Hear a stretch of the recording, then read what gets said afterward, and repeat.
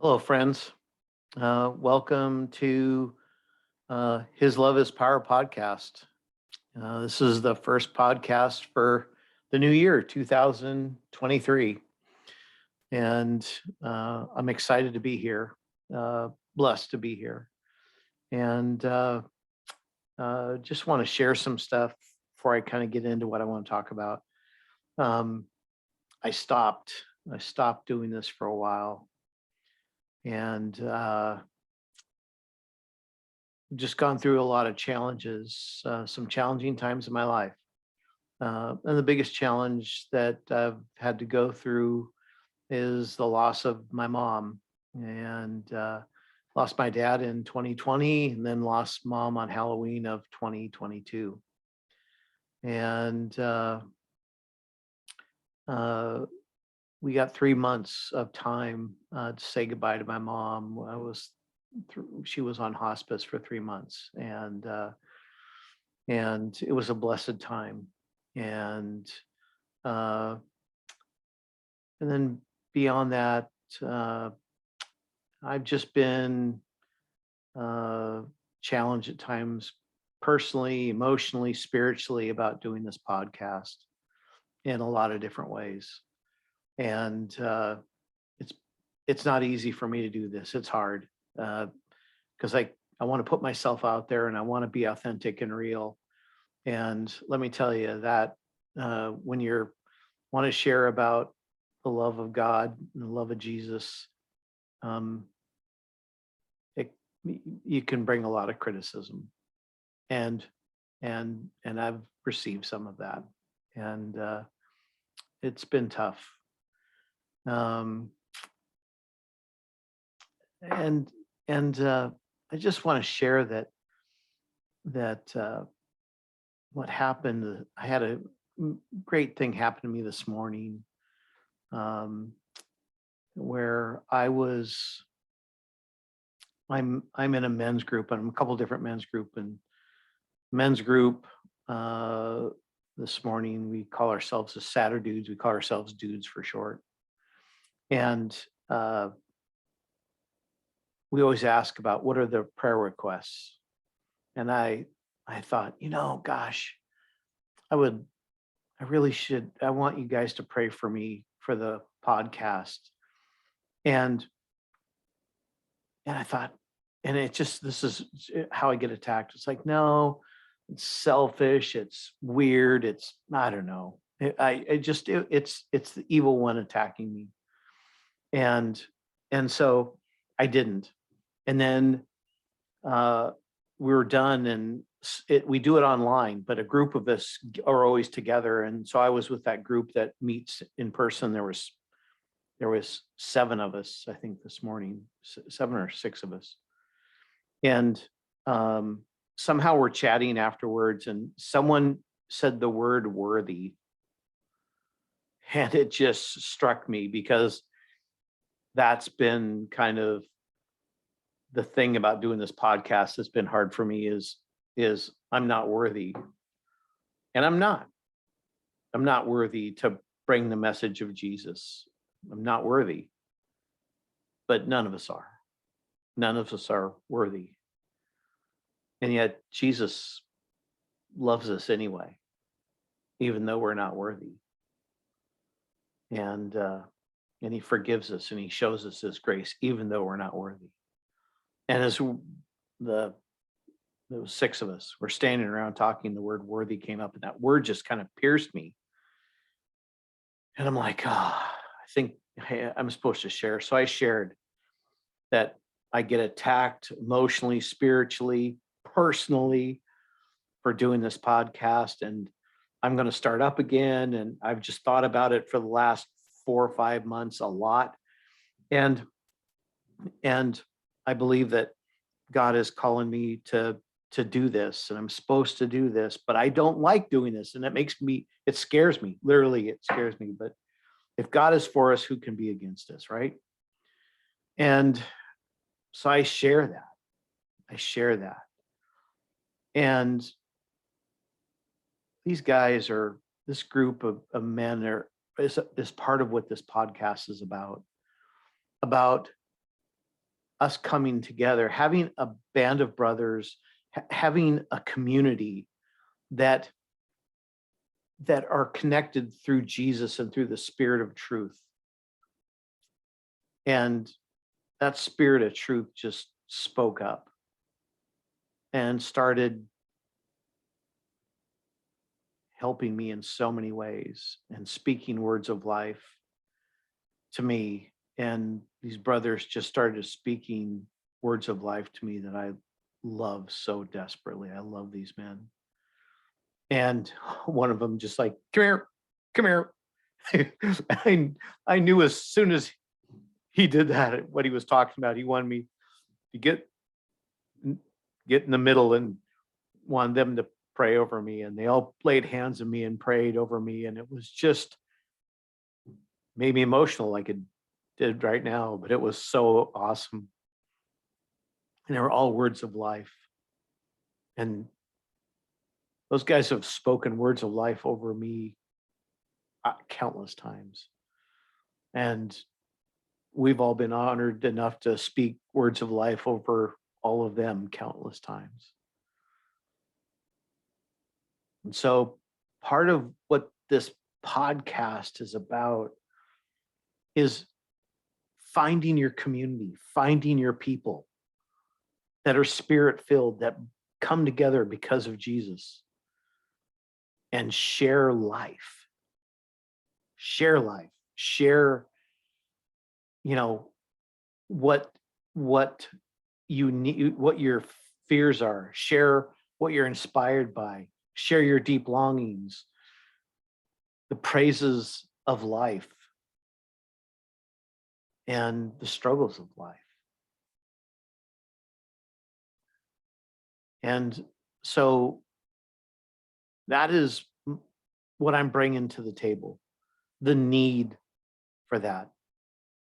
Every believer out there, every one of you, that if you believe in the Lord Jesus Christ, you need your community. You need your people.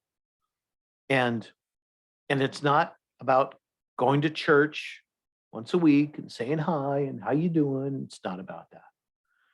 It's about getting together and sharing and breaking bread and doing life outside of church. And when things go bad and you need somebody, those are the people you go to. Those are the people that have refrigerator rights. Refrigerator rights are comfortable enough to come over to your house and know that they can go to your refrigerator and grab a pop or a beer. And you can call, they have 24/7 rights to you. They can call you in the middle of the night. And I've had those calls from these group of guys, from some of them in the middle of the night. And I've had to go and help them out. And I've been privileged. That's a privilege, man. When you have people like that and they call you and you get to go and do those kinds of things, it's a privilege. It really is, man. And so I want to share in this podcast moving forward more of try to get people to understand why you need that so desperately. And you know what? I also hope that some of the people I know watching this are not believers.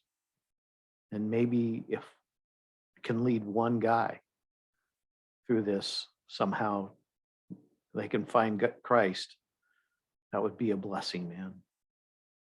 So gentlemen, I want you to know that I'm going to keep coming behind this microphone and doing my best I possibly can to share openly, authentically life and what my band of brothers mean to me and how they inspire me at times. And today was one of them. Today was one of them. And so thank you guys. Thank you for praying over me. Thank you for talking to me. Thank you for the words. I appreciate it so much. So the other thing that I want this podcast moving forward to be about is that almost 9 years ago, 8+ years ago, I wound up taking on a new job that inspired me to be a better person, because I was going to ask people to give everything they had. And that was my job, to lead them, and at a certain level. And I knew I had to be a better person if I was to ask people to be the best version of their self. I had to be the best version of myself. And I'm still failing at that. I'm far from where I want to be.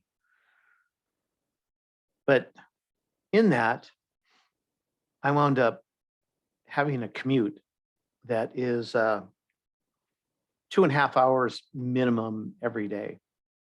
And I've got to listen to a massive amount of content, podcasts, books, and interviews with people, and just a lot of fascinating things I've learned, mainly around,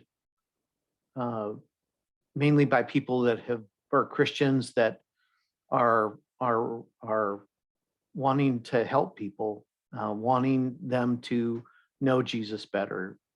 Some of it not so much, but I want to share some of that content. I want to share as much of that content as possible. And I really, as I think about this, I want to point you all towards people that are a lot better than me, that podcast a lot better than me. And so I'm going to start pointing you towards people, authors, podcasters, preachers. I'm not a preacher, okay? That are amazing, that I think are amazing, that are helpful, that are really can help you grow.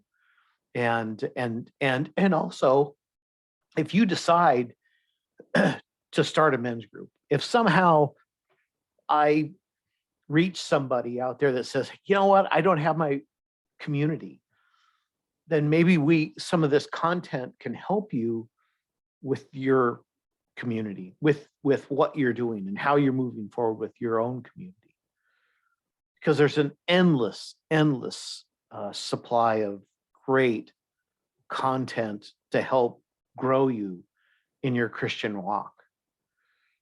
And so that's the second thing. And so what I'm going to share today, I've decided, is I'm going to share about a thing I learned.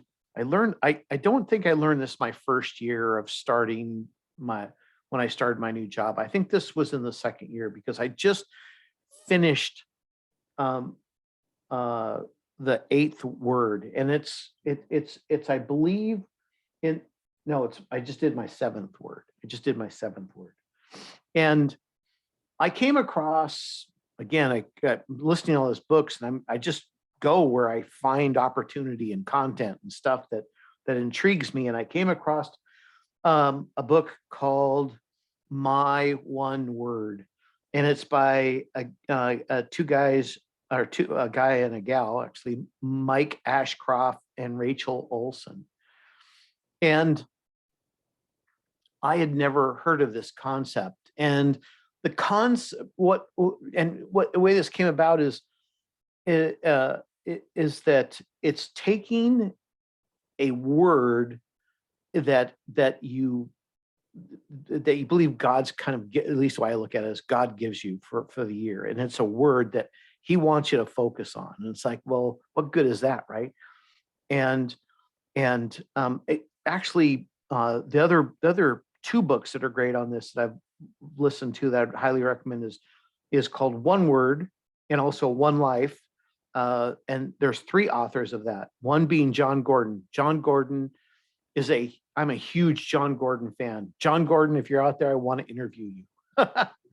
I from my first book I started to listen to when I started this job that I'm at now was called The Energy Bus, and I shared it with my team. I started sharing this kind of content with my team, and I love The Energy Bus, and it's a great book. If you want to read a great book about positive and taking and positive thinking, The Energy Bus is an amazing book. And John is written a plethora of books now. And so one of them he wrote with this guy named Dan Britton and Jimmy Page, not the Jimmy Page of Led Zeppelin, by the way. And and so as I remember this, and it's been a while, but as I remember this, Dan and Jimmy were driving, they're friends, and they're driving somewhere. And so one of them was talking about all their lists of things that they're going to do for the New Year's. It's like New Year's resolutions. And he's like, well, get it down to condense it, man. That's way too much. And he challenged him to condense it. And then he challenged it, well, condense it down to he says, condense it down to one word. And he's like, well, you can't do that. And he's so as they're driving, he keeps condensing it and condensing it, condensing it. And at some point in time, he actually condenses all of this down to one word. And so they're like, wow, that's kind of an interesting concept. So the other guy does it, and they go through that year kind of living out the word and thinking about it every day. What is God trying to say to me through this one word? And they had both of them had the most amazing experience through that. Now, many years later, one of them's a pastor, as I remember, and he has his church do it every year. His family does. He shared this with literally thousands and thousands of people do this. And so I got onto this concept of seeking a word at the beginning of the year, and I also do a verse with it. And so I'm sharing this with you because I still do New Year's resolutions. I still write goals. I always write a lot of goals for myself. But I totally believe in this concept of one word, a word that God is saying to you that is captivating your imagination, and you feel like it's being chosen actually by God. It chooses you. When you get the right word, it chooses you. And last year for me was interesting in that I thought I had my word. And I've gone through this a few times. Normally I pick it out pretty quickly and I zero in on it. And last year I thought I had my word and I shared it. And it's like, no, I thought I had another word. No. And finally, yeah, I came across the word seek. And the verse was Matthew 6:33, seek first God's kingdom and his righteousness. And I prayed that as much as I possibly could. I kept as I would remember in my prayers, and what I do is I do some stuff to help me remind my word. So I put it on a ring. I have it stamped on a ring, on a metal ring, and I wear that around my neck. And I also put it on the verse on my first thing you see on my phone, so it's there all the time. And so I want to be reminded of it because it's easy to forget. And I can tell you, when this year ended and having to find a new word, it was like an old friend to me this year. It's like I don't want to walk away from Seek. And the cool thing is you never really do walk away from those words. They stick with you. And when you really lean into them, God will speak to you in so many ways. And and I sought God in new ways this past year that I never have before. And I hope to talk about some of those things in future podcasts and what that was, because it was um, it changed how I feel about a lot of different things. Um, and so, just to share my words, um, is the words I've had in 2016 was intentional, 2017 was courageous, 2018 was authentic, 2019 was fearless, 2020 was trust, 2021 was ask, and 2022 was seek. And ask was a great word for me. I came across this uh, uh, phrase, answers before questions do harm to the soul. And I realized I needed to ask more questions. I need to ask more questions of God. I needed to ask more things and offer less answers and offer more questions. And that was a great word for me. My last 2 years have been amazing. So with what God's shown me. And so my word this year is truth. And so I'm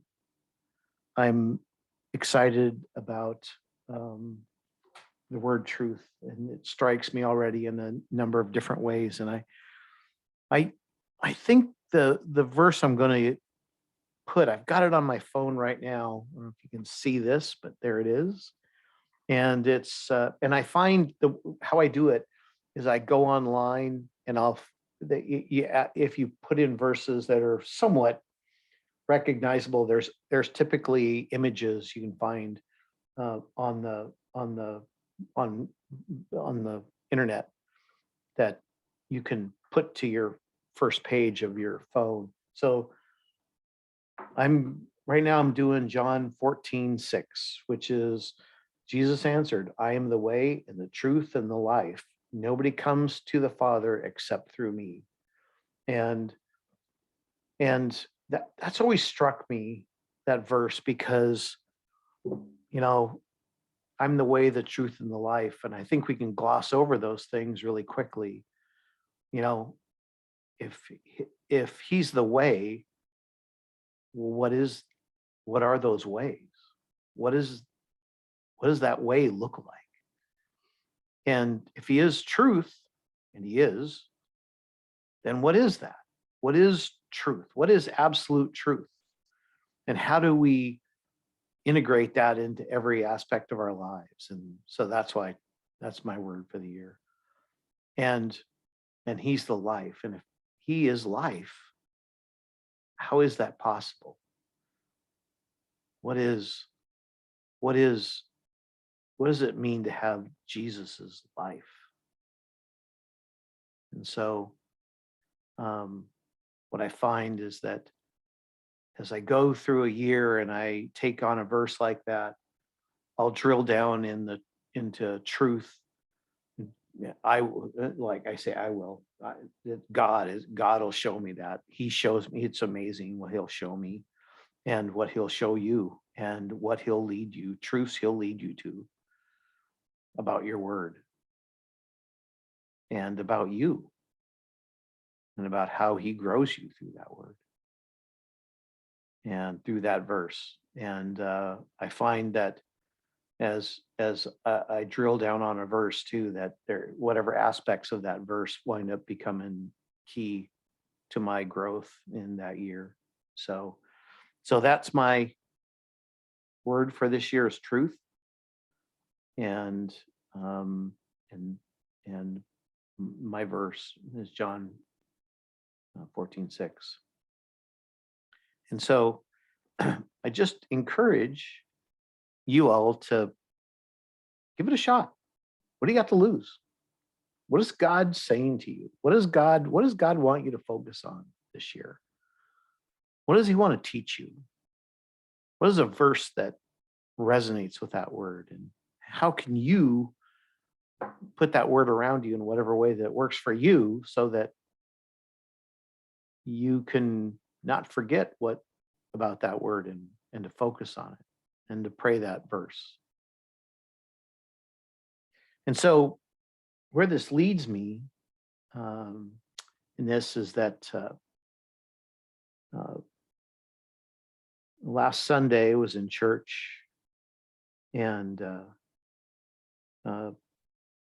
my pastor talked about a kind of a odd passages in the Bible from 2 Kings 13 and verses 14 through 19.